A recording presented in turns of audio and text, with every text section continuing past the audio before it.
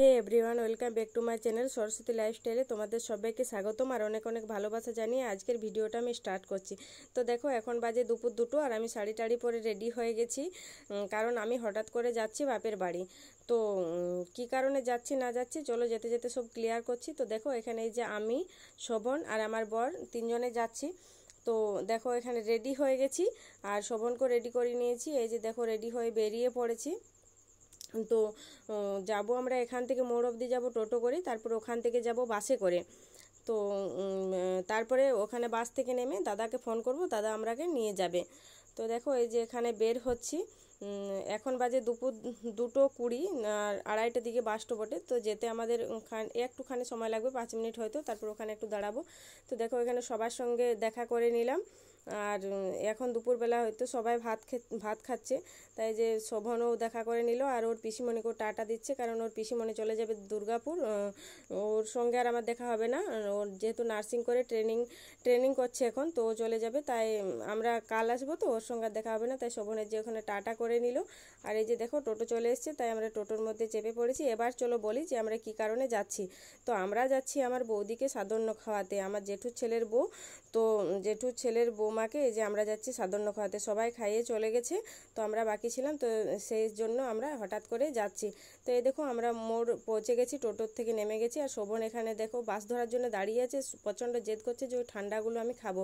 তো তাই টানাটানি করছিলাম ওকে। আর এই যে দেখো দেখতে দেখতে বাস চলে এসছে এবং আমরা বাসের মধ্যে চেপে গেছি। তো বাসে চেপে পড়ে অনেকটাখানি রাস্তা চলে এসেছি। এটা হচ্ছে কাশীপুরে বাসটা দাঁড়িয়েছে। আর এই যে যেহেতু বললাম সাদন্য খাওয়াবো, তার জন্য এই যে বর এখানে মিষ্টি আর জিলিপি এই দুটো কিনে নিয়েছি এখান থেকে। তো ওখানে কিনে নিয়ে আসার পরে যে রাখা হলো বাসে, আর বাসটা অনেকক্ষণ দাঁড়িয়েছিল ওখানে, তো প্রচণ্ড গরম লাগছিল। তারপর শোভনকে নিয়ে একটু নিচে নামলাম, ওখানে একটু ঘোরাঘুরি করলাম।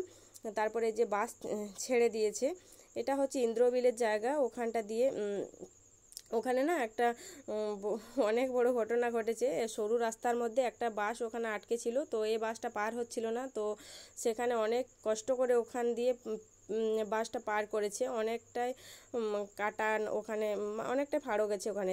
তারপরে দেখো আমরা পৌঁছে গেছি সাতুড়ি। আর আমি ভিডিও করিনি, ওই যে দেখালাম সাতুড়ির ওখানে পুলিশ স্টেশনটা, এদিকে এই পাশে আছে কালী মন্দিরটা। আর এই যে দেখো বাসটা লাস্ট স্টপেজ এখানে, আমার যেখানে আমি নামবো ওখানেই বাসটা দাঁড়ায়, আর যায় না ওখান থেকে। তো বাস পুরো ফাঁকা, প্যাসেঞ্জার পুরো নেমে গেছে। আর এখানে দেখো আমি আর শোভন আর ওই ওপারে প্রথম দিকে দু একজন ছিল, আর বাসটা কেউ ছিল না, একদম পুরো ফাঁকা। তো এই যে দেখো বাস থেকে নেমে গেছি, দাদা আমরাকে নিতে চলে এসেছে।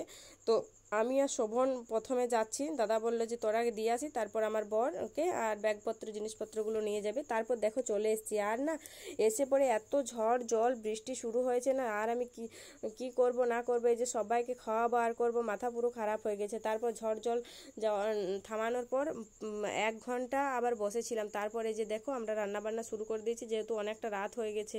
তারপরে এই যে দেখো আমি এখানে পায়েসটা বানিয়ে নিলাম, আর বর তরকারিটা বানাচ্ছিল, আর লুচি টুচিগুলো বৌদি মা ওরা সবাই বানাচ্ছিল। তারপরে এখানে দেখো সাজিয়ে নিয়েছি খাবারগুলো বৌদি ওরাকে দেওয়ার জন্য। 2টো থালায় আমি সাজিয়ে নিয়ে ওই যে ওদেরকে ওই ঘরে বসিয়ে দিলাম, আর আমরা এই ঘরে বসে গেলাম, যেহেতু অনেকটা রাত হয়ে গেছিলো। তারপর দেখো ওরাকে খেতে দিয়ে দিচ্ছি, ওই যে ওটা হচ্ছে দাদা আর বৌদি, আর এই যে এখানে সবাইকে আমি খেতে দিয়ে দিলাম। তো আজকের ভিডিওটা আমি এখানে শেষ করছি, আর কালকে আবার দেখা হবে অন্য কোনো ভিডিওর সাথে। টাটা।